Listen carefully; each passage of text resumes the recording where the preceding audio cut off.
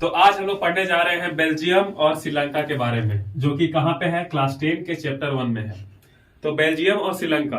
Belgium is a small country in Europe. Belgium क्या है, एक स्मॉल कंट्री है। कहाँ पे, यूरोप में। यूरोप क्या है, एक कॉन्टिनेंट है। उसमें क्या है, ये बेल्जियम एक देश है, यानी कंट्री है। और smaller in the area the state of the Haryana. Haryana जो हमारे भारत में है, उससे भी ये छोटा देश है। It has border with France, Netherlands, Germany and Luxembourg.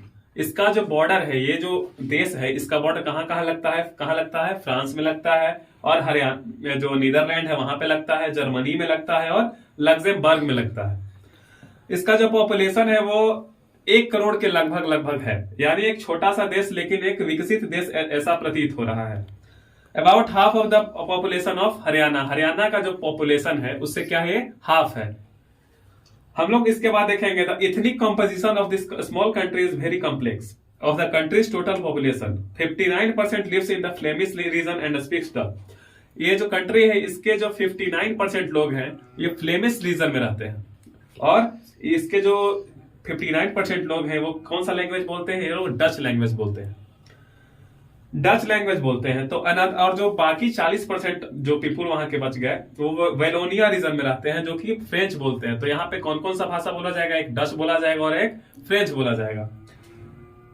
बाकी जो 1% जो है वो बेल्जियंस है, वो स्पीक क्या बोलते हैं, जर्मन। तो यहाँ पे कौन सा 3 भाषा हो गया, एक हो गया आपका डच, फ्रेंच और जर्मन। इसका जो कैपिटल है वह ब्रुसेल्स। जो ये देश है बेल्जियम, इसका कैपिटल कहाँ पे है, ब्रुसेल्स में है। यहाँ पे 80% लोग जो है फ्रेंच बोलते हैं इसके कैपिटल में, ना कि पूरे देश में। पूरे देश में मैंने आपको अभी बताया 59%, उसके बाद 40% और 1%। तो यहाँ के जो कैपिटल है वहां पे लोग ब्रुसेल्स में 80% लोग क्या बोलते हैं, फ्रेंच लोग बोलते हैं, और 20% लोग डच बोलते हैं।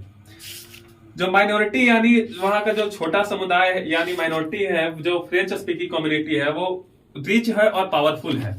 यानी कि जो वहां का मेजोरिटी है वो क्या होगा, थोड़ा सा पुअर होगा। और this was represented by the Dutch speaking community who got the benefit from the